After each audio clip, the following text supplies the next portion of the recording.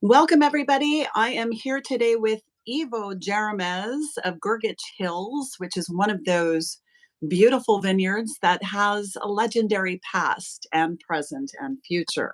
So we're going to dive into this incredible discussion, but Ivo is the Vice President of Winemaking and Viticulture at Grgich, and literally he's got his boots in the dirt and his hands on the wine. So you know that there is a strong amount of quality plus a legendary production happening here. So welcome, Ivo. Thank you. Thanks for having us.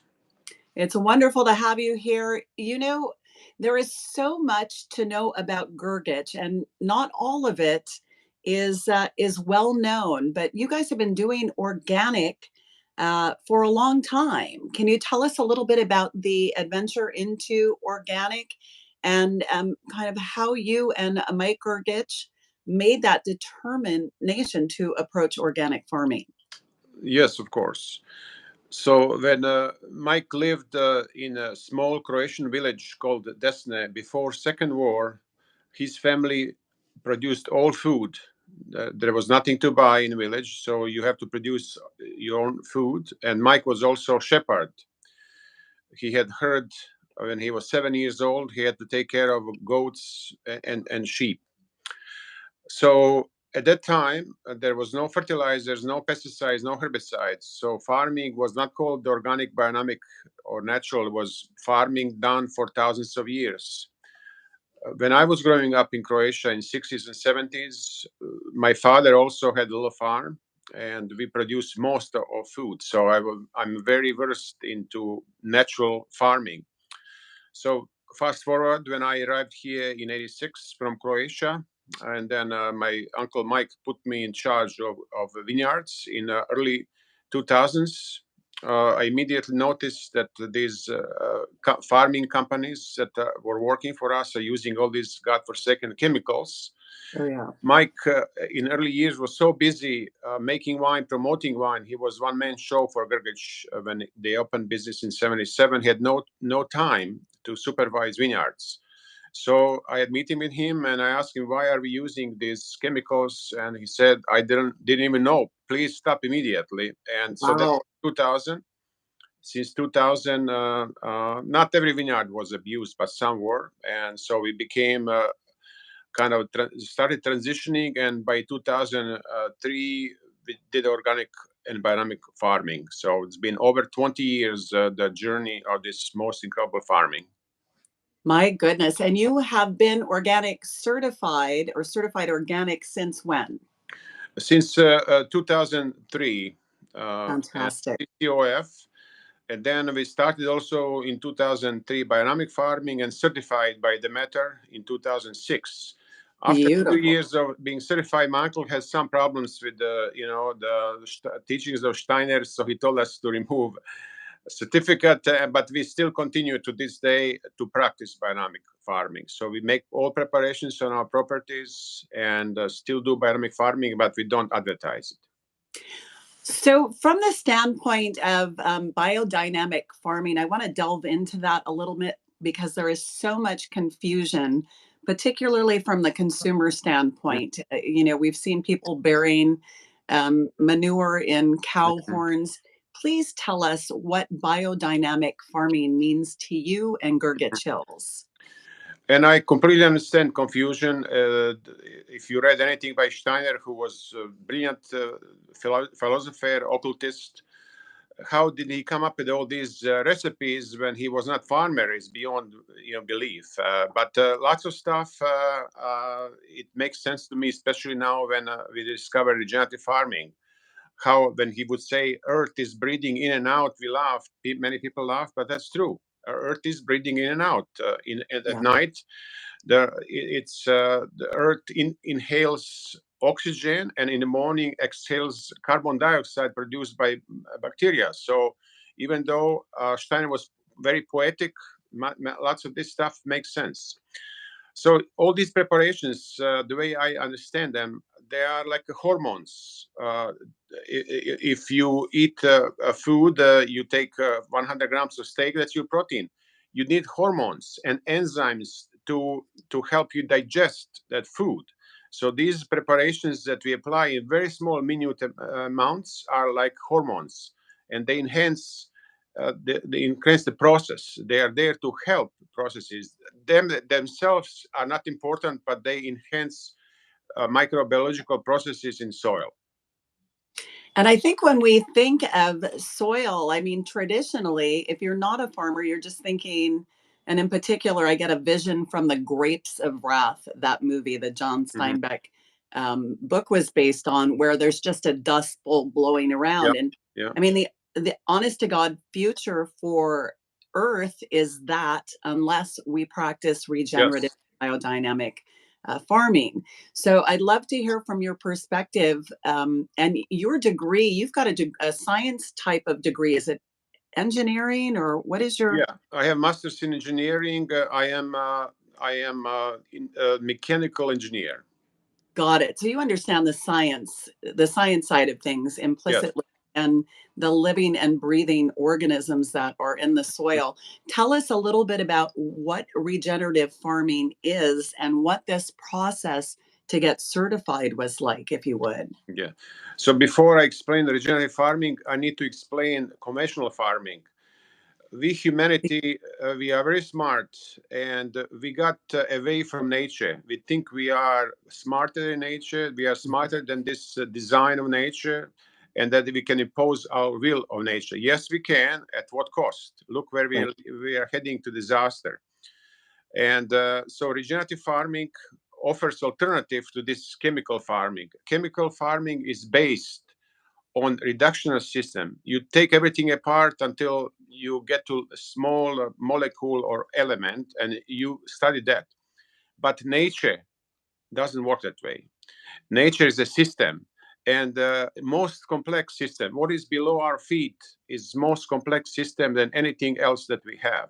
We do not understand very much of it, but good news is we don't. You just create environment that is conducive to helping microbes, and they take care of us and plants. So regenerative farming is based on organic farming. So if you want to certify regenerative, you have to be organic first. But unlike many other certificates, what is very interesting here, there's two more aspects of certification. First one is that you have to involve animals in your farm. So this is holistic system. That is how most fertile soil in the United States, Midwest, was created. Bison being chased by wolves and beautiful grass, and that was our most fertile soil. So we are doing biomimicry. We are mimicking what works in nature.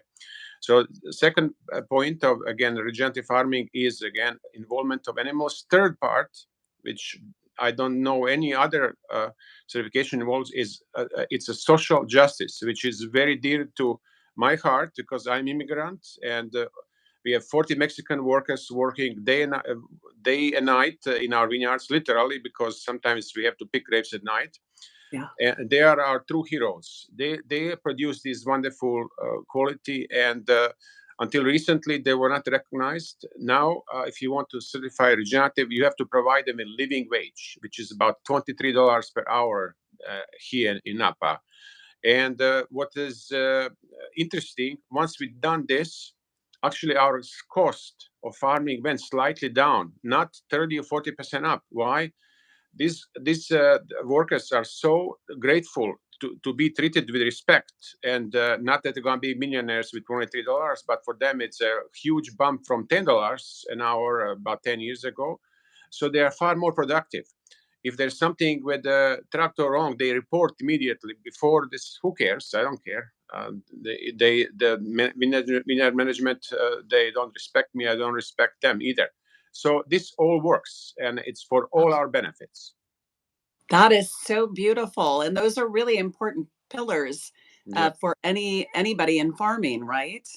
absolutely. And so it's a wonderful way to basically get away from chemicals which are polluting our soil, water, causing all kinds of problems with our health. And this is a way to farm in the future. then you don't have to be afraid of diseases, even these extreme temperatures and water. This farming, it's not like it's perfect, but it's certainly better than any other farming in light of all these vagaries of weather and disease that we have here in Napa.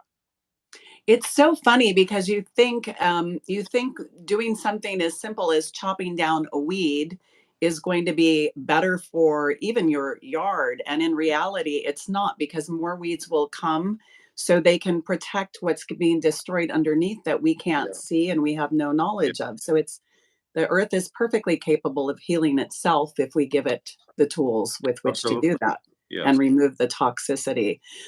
Okay, the regenerative farming certification. So you had to be organic. Everybody has to be organic first. Is there a period of time that has to pass before you can apply for your regenerative? It's if you've been certified for 3 years, 3 and years. you were certified for 20 years, if you're just starting, so yeah, there's a cleansing period. So it takes minimum 3 years before you can even certify organic. Once you certify organic, then you have to pass other aspects of farming. Mostly social is probably hardest right now, because there's a strong mindset in the United States that you have to pay workers minimum wage, otherwise you cannot compete, which is, again, in our case, I just told you, economically it didn't make sense. Uh, That is a phenomenal yeah, case yeah, study, and I don't think people are realizing that yeah, yet. So thank you so much for making that point. sure. Okay, so what was the process like for going through regenerative farming, and what was the impetus to begin practicing it? Despite 20 years of organic and biodynamic farming, we still had problems. There's all kinds of diseases here, 3 viruses. If you come to Napa Valley, and you'll see lots of vineyards being pulled year after year. This is a tragedy, that we cannot grow grapes more than 22 years. This is our progress. This is called progress. One generation ago, vineyards lasted at least 40 years.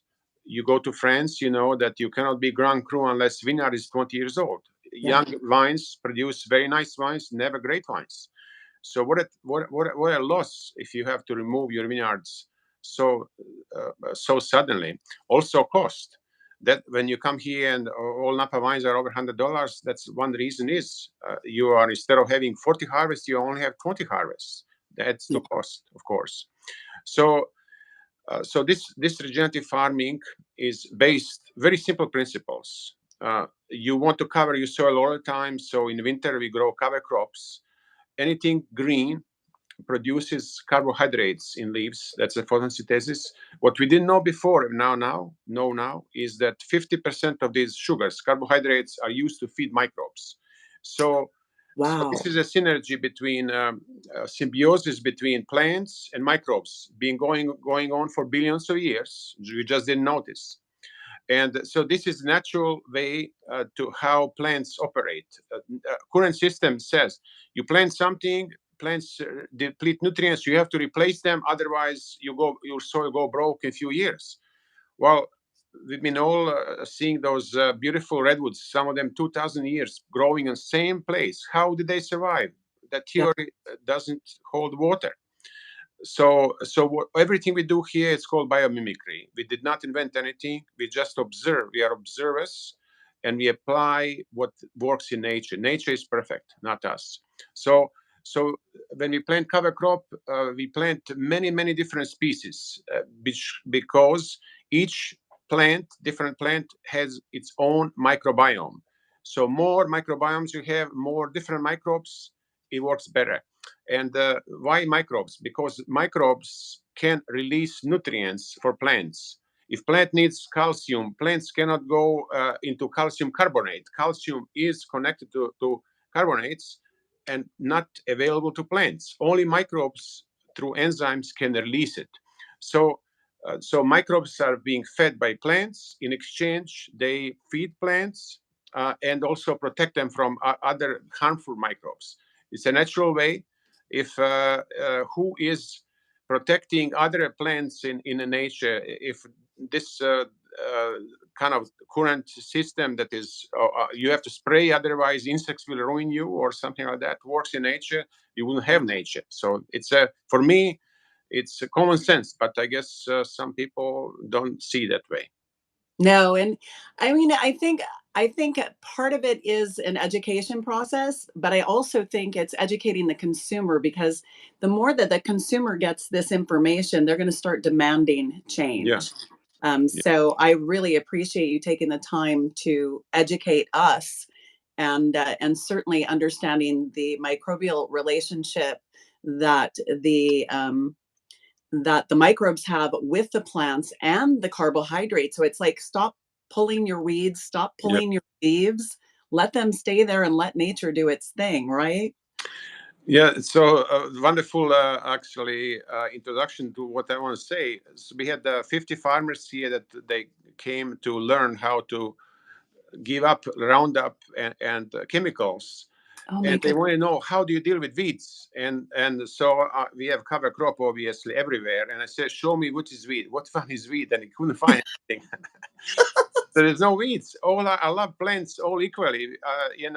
There's you already mentioned this. There's only weeds when you cultivate, excessively cultivate, and then weeds are the strongest, most resilient plants, and they are first to reappear in a damaged soil. And then after a while, you have all kinds of plants, and there's no weeds. Every plant has purpose on earth. So I do not see one plant in the vineyard and say, "Oh, this is weed."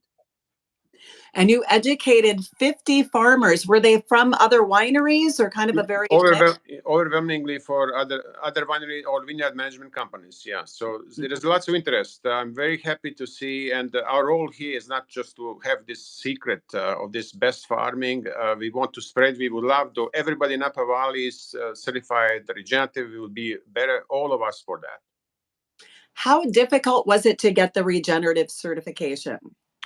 It's a lengthy process, and for us, it wasn't difficult because we've done everything right for so many years, including social aspect, which was, for most people, they still believe they cannot pay workers more than whatever minimum wage, and so for many, I think businesses, the social aspect is hardest to swallow. Again, we already covered this twice. Economically, even makes sense because you get far more productivity, same workforce. That you just tending our grapevines is them tending to your kids.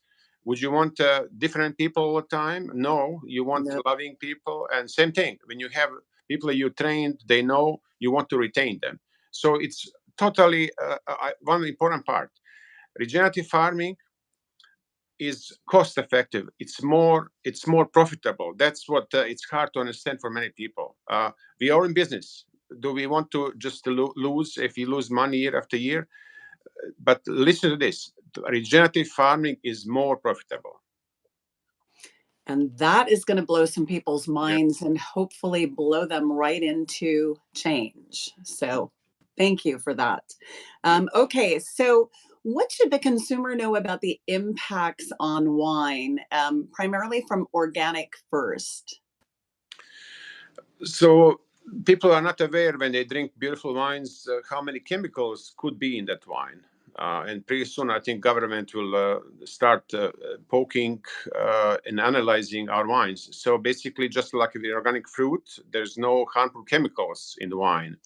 Secondly, unlike any other product that I know, vegetables, meat, or stuff like that, that you can buy a very good bottle of Cabernet, 750 mils for $15-20 and enjoy it. Yet somebody else will buy the wine current release, not something 100 years old, that is $3,000. Same variety, virtually same package, and yet people pay that kind of 100-fold or more. So why? Because people perceive quality. So we have this unique opportunity to grow grapes in such a way that they produce most incredible flavors that we can really showcase in wine, and that wine becomes really authentic wine. That's what people pay big bucks for, authentic anything. And Yeah. so this is a big advantage of this farming, is it creates authentic wine. It can be done on any vineyard, because once you farm authentically, you create terroir. That's what terroir is. Can you tell us, as a winemaker, how the vineyard's quality is impacted by organic and regenerative farming practice? And does it affect taste? Absolutely. So in whites, we always struggled because Mike Grgich always understood the importance of good acidity in white wine. When I joined here, we used so much tartaric acid early on to get to that balance. Now we have incredible amount of natural acidity. There is no substitute of natural acidity in white wine. In red wines, you have better color, anthocyanins. You can measure all these things. Also, what is critical because of these vagaries of weather, last year we had this really huge heat spell, 118 degrees for a few days here. Many grapes burned. I have videos of our vineyards, not a single leaf burned. So Wow. with this kind of farming in a most adverse kind of time, you can still make good wine. So it's more than ever, this kind of farming is necessary to combat all these global warnings, or 1 year drought, next year too much rain, like comparing last 2 years. So for us, this is really fantastic farming. Now, this is so some of my questions we've answered, but I'm going to ask you again, and if it's redundant, just let me know. So, in the vineyards, what practices are making the most impact on sustainability for you? The first one is that we cover our soil all the time, no more tilling.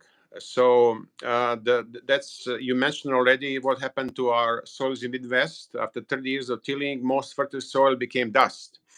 What dust is erosion. So erosion can happen through wind blowing soil. Billions of tons of soil in 30s were lost due to those dust balls. Oh, yeah. Then there is erosion due to water if you have excessive rainfall. So soil has to be covered at all times. So it's a crucial concept of regenerative farming. And I also explained that grass that grows through our winter here feeds microbes. So then we bring sheep in early January, February to graze that grass, mimicking what bison did on Great Plains. Yeah. And then the result is that you are gaining soil organic matter, which is mostly carbon. So this is actually indirectly, you are helping global warming because you are storing carbon dioxide in soil instead of releasing in the atmosphere. So this is a big problem with conventional farming. About 1/3 of our rise in carbon dioxide that we have from 180 parts to 418 as of this morning came due to the farming. So what is wonderful about our soil is soil forgives, and it's a huge reservoir of carbon dioxide. So regenerative farming is storing. So in our farming, we are storing more carbon than releasing it, which we all have to do if we want to stop global warming. And also, just happens that the more carbon you have in soil, the more fertile soil becomes, more structured soil becomes. Now, if you only have 7 inches of rain in Napa Valley, as like the last couple of years, it's not actually how many inches you got, how much of those did end up in water. So you have to create sponge. Soil should be a sponge. Regenerative farming creates incredibly structured soil that looks like the cottage cheese. That's how, when you dig your soil in your garden, that's a one sign of good soil. That kind of soil can hold its own weight of water. So these are all small things that are important. But this is, again, a byproduct of this kind of farming is basically we can reduce global warming pretty quickly if everybody turns to this kind of farming. Well, it's exciting to hear you speak in terms that are easy to understand. I mean, creating a sponge to hold that water, Yeah. creating protection for the dirt, and to hold the soil in through the cover crops. I wanted to ask you, are you putting anything on or in the vineyards in the way of, like, say it's summertime, are you still keeping the cover crops up? Some people use, straw or hay to retain that moisture. What do you think for summertime? How do you retain the moisture in summertime? So once we have a decent rainfall this year and you have structured soil, you don't depend on first 12 inches. So when we have cover crop and we don't till it, we don't actually, we're not even cut it. I'll explain that in a second, what we do with this growing cover crop. Okay. Basically, first 12 inches of soil will dry, which is totally fine. When you come to our vineyard in June, July, all this cover crop will be yellow. The roots are deep down, 5, 6, 7 feet. So you have to imagine, I mentioned sponge. Every foot of soil can hold so many gallons of inches of water. So yes, there's nothing in top 12 inches, but there is plenty next 10 feet. So if you're smart enough and don't use fertilizers and don't develop a shallow root system that only goes down at 18 inches, imagine that. Your roots only 18 inches versus 6 feet. How much more water and nutrients your roots can find? So this is all common sense, and we just have to go back to that. So retention of water is very important, and that's done through cover cropping. So we are doing two things this year. We do have mealybugs in most vineyards in Napa Valley, and we believe strongly through every pest has enemies too. So we need to bring their natural enemies, and you cannot bring natural enemies and without permanent cover crop. They have to. Many of these wasps they lay eggs inside mealybugs, but they need to eat pollen. So if you cultivate all your vineyard, there's nothing for them to eat. They die off. So you have to create habitat for them. And so now I told you, I will tell you what we're going to do next this year that is different than before. So typically we'll cut our cover crop grass and create mulch, but much of that burns and it creates CO2. So we have a roller crimper. So we're going to roll this cover crop and it'll be like a straw turf. So it is known fact that on a 90-degree day, that your cultivated soil is about 140, 150 degrees top, which kills all microbes, versus our cover soil is maybe only 80 degrees, which is much cooler. You lose less water. So look, today, yes, this year we had plenty of water, but mostly we have drought in California. So you have to capture water and store it and not lose it. When you till your soil, I guarantee you lose a bunch of water, especially from top 2 feet. Absolutely. Wow, that is so that's innovation right there. You're rolling over. There is no tilling. You're rolling over Cover to crop, yeah. maintain the coverage of the soil and not introduce anything new that would compromise that situation. You're working with what you have, Yeah. and you're saving money. Saving money. And then we are also doing more and more so-called perennial. Most people, when they plant cover crop, they use annual. So you have to reseed them every year. And that's also one reason they feel like they have to disc to prepare bed. So we can put more perennials and they reseed. You don't. So hopefully in a few years, this is like a beautiful pasture. Who is reseeding Midwest pasture 200-300 years ago? Nobody. And mind you, that pasture had more flowers than grasses. So we are not. There's plenty of grasses. We need to include more flowers. So everything I'm telling you, this is. I'm like a little kid that it's got in a jar of candies. This is so inciting, and it's all. Whoever is doing this, this is fun. So this is very important part. This is not just boring old job. We are working with nature and exploring and finding different ways and having great amount of fun. I love it. I absolutely love it. Please give me some examples of the perennials you're using right now. So the chicory would be one that we start using this year, and off the top of my head, I don't remember any others. Until this year, we mostly use plants like buckwheat, which is a great source of pollen for these predatory wasps. We use flax seeds, sunflower seeds. What else? Bachelor's button, which is also called, I think, safflower. These are, Beautiful. again, we are focusing overwhelmingly on flowering plants because we have plenty grasses. We don't need to put any more grasses because there's so many native grasses here.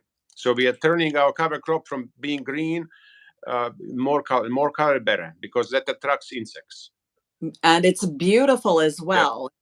Thank God for the bees, right? Yeah, since you mentioned that, we partnered with a company that is cutting the logs and hollowing them and creating beehives, which basically mimicking nature. The most bees that you find in nature, they live in hollow trunks. Oh So my God. you're not supposed to, obviously, we cannot collect honey, which is fine, but this is something incredible, and the bees are healthier in there. And they come, and they almost guarantee in 5 days that you'll see bees occupying. So we'll just build house, and they Oh come. my goodness. Yeah, Okay, I that's need to something get the new. name of Yeah, that bee company from you. yeah. Okay, looking ahead, what are the biggest things you see happening in the way of packaging? And are you making changes there as well? Yes. So we the obviously it's a wasteful spending bottling your wine in these very heavy bottles, and some sommeliers are complaining their wrists are hurting because the bottles are so heavy when they pour wine. But again, a perception. Many people believe if bottle is heavy, it can consumer will think wine is good. We don't Mhm. care to believe in that. We believe that quality is in a glass. When people try it, they'll see that. So we've been constantly reducing the how many grams of glass goes into our packaging.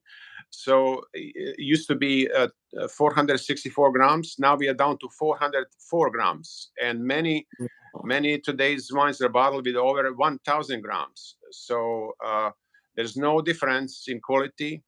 It's also very safe. And so that's one area that we've been working diligently. Second one, Excellent. also, we are getting, when you have to put the bottles in a cardboard, and that's all done from that brown recyclable paper. Yeah. So these are two examples of influence that you can do uh, in packaging to reduce CO2 footprint. Excellent. Excellent. And anything about the enclosures that you're changing? Yes, yes. Thank you for reminding me. So we started using Diam cork. Oh, Is far fantastic. more Love Diam. because you use more bark. There's much less, even though cork is recyclable, obviously renewable. And so Diam is wonderful cork. When you looking at cork, there is two possible problems. First one is corkiness, TCA. It's still considered that 5 to 7% all bottles bottled with natural corks will be spoiled, which is incredible. Which other product we allow that kind of spoilage? Secondly, when you insert cork, it has to create so much pressure to seal properly. Some Yes. corks are very hard. They natural corks they produce even more, but some are spongy. They don't produce enough. This Diam cork, not a single Diam cork ever was found to have TCA. So they eliminate all these flaws of cork. Secondly, every Diam cork produces absolutely same amount of pressure. So you have evenness of seal. So this for us, there was no brainer when 5 years ago we switched to this Diam cork. Beautiful. Okay, and just for looking forward, because I know you have a lot on your plate and you guys are constantly innovating, are there any adventures that you have coming down the pipeline that we should be aware of in the regards to innovation? We will never stop learning from nature, and we get all cues from nature. And so this year, again, the first time ever, we are actually, as we speak today, we are planting again a new second round of cover crop seeds of these flowering plants, and hopefully we'll see how this works. You can never stop improving your techniques. So first, learn from nature and apply techniques. So it's endless. That's why this work is so beautiful, because it's endless. It will never, it'll never end. Ivo, you've left us with so much to think about, so many things for people in the industry to try, and you've given us a huge perspective, probably one of the best that I've received to date. I can't thank you enough for your time. And to all the people at Grgich, keep on doing what you're doing because you are an example to watch forever. And thank you, and ask you for your help to promote this farming, not for glory of Napa or Grgich, but for glory of humanity. Absolutely. I am happy to do that. Absolutely happy to do that. I hope you will come back. I will. I promise you. Excellent. I look forward to seeing you soon, my friend. And I so appreciate your direct perspective and giving us the information we have to hear. Thank you for having me, and to have a wonderful day. You too, Ivo. Take care. Bye. Bye-bye.